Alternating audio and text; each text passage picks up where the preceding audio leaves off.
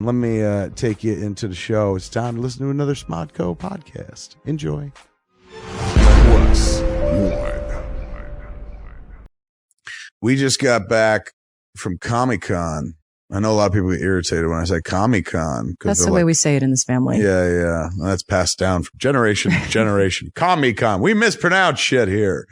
Now go get us some vases. Comic-Con. I don't know. It doesn't sound as fun to say. Comic-Con.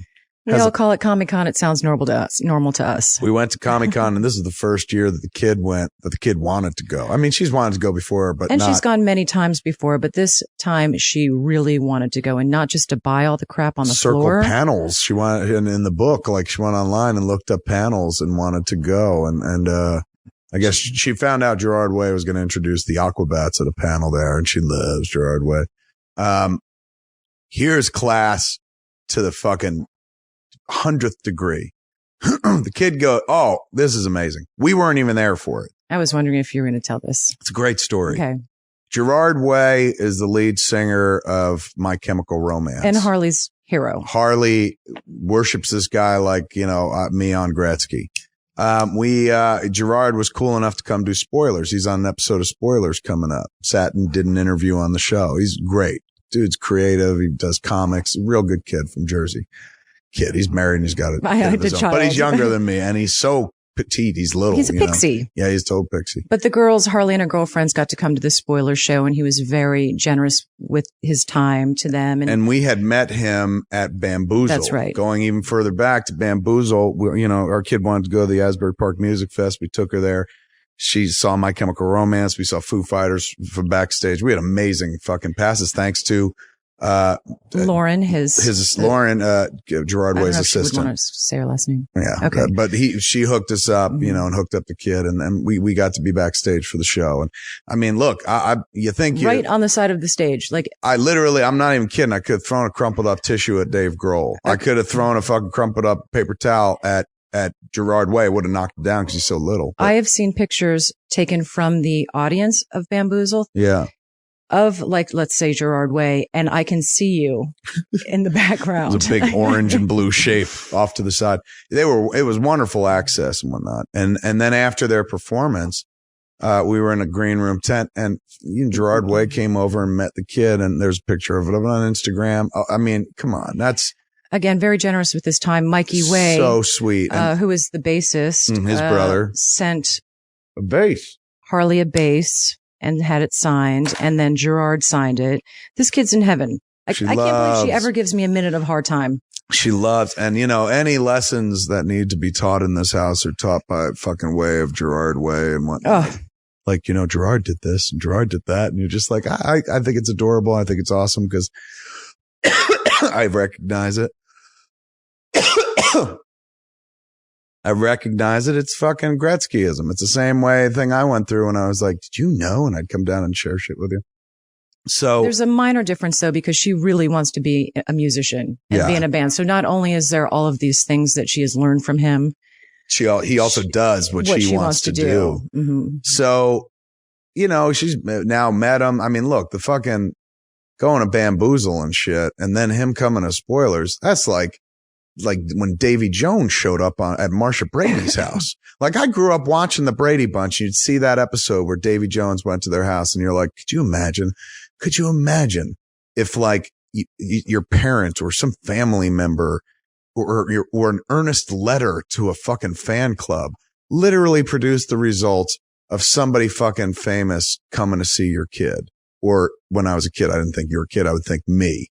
So now to be like, hey, kid, come here. We're doing an episode of Spoilers, and there's your buddy. And she's in the audience. Like, that's a cool thing. Like, I appreciate it through her and for her. And also it makes me go like, holy shit, this reminds me of the Brady Bunch, which I grew up watching. So it's a cool thing. So just add to it. He's a sweet fucking guy. He's into comics. I could talk to him about anything. Mm-hmm. He wrote the Umbrella Academy. He wrote the Umbrella Academy. He won an Eisner Award. He which is a big comic book award for those who don't know.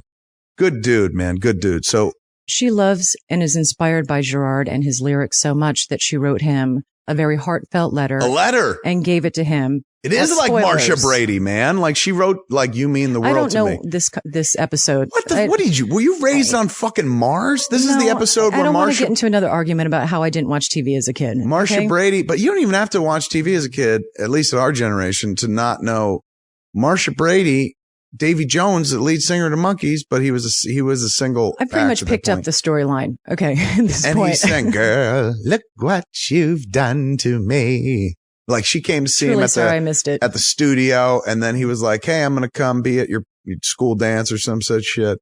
And then plans changed, and fucking she looked like an asshole.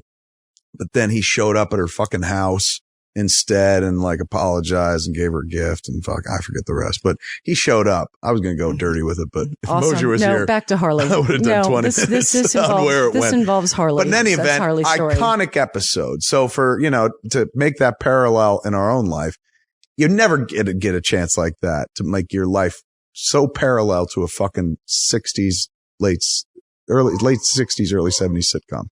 If you do and consider the Brady Bunch a sitcom. Anyway. So Harley goes to the Aquabats panel. Long story short, the kid likes Gerard Way.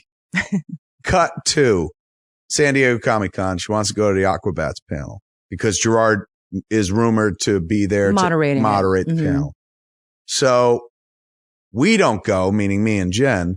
She goes with because you were doing a panel at the same time, and I was with you. She goes with Cheyenne. She goes with Cheyenne, Clovis's daughter, and she also had one of her girlfriends. And she has a friend with her there as well. So it's not, and that the only reason that matters to the story, because what happens is even weirder and nicer. I'm not there, and I'm easily recognizable at this point, particularly in that world. And Jennifer's not there.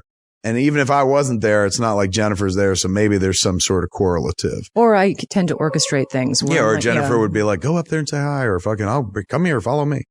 So what happens is after the show, it's either his assistant or him spot the kid. And that's weird because the kid changed her hair color, and they bring her over, and he fucking chit-chats with Harley. And he's referencing, he's like, I loved your letter, blah, blah, blah. So you've changed your hair color to blue. I remember it wasn't that same color last time. Do you want to meet my brother? And then she meets Mikey Way, who sent her to base. And this kid is like, you couldn't have scripted it better. I couldn't have called the dude and been like, dude, I'm not coming, but look for my kid. She got blue hair, and fucking please zero in on her and never fucking reference me. Like, it couldn't have been planned better. He literally just fucking recognized her, kind of, I guess. It was awesome because we weren't there, but it sucked because we weren't there, because I would have loved to have seen it. It was one of those moments you're like, that would have been cool to see. But if we were there, then it wouldn't have meant nearly as much because, well, it wouldn't have meant nearly as much because in her head, she'd be like, well, of course he said hi because fucking dad's here. But it was her own thing. Could you imagine like fucking, that's like Wayne Gretzky skating up to me and at the end of a hockey game. Even though he retired like 20 years ago or whatever, and going like, I like your new haircut. Oh, or you lost weight. That'd be even better. Haircut, whatever. But if he was just like, you look good, Kev. You look like you walking up the hill. I was like, yeah. And this fucking lady invited me in, and my bitch wife was on my back about it, Wayne. And then we have like a good talk about it. We go out and grab some beers and shit. Well, he has a beer, but I smoke some weed. And then we talk about his dad and what it was like growing up in Brantford. Wake up, buddy. Let me keep going. And then he lets me wear a Stanley Cup ring. And but it was so sweet, man. Something like that. Because none of them had to do that.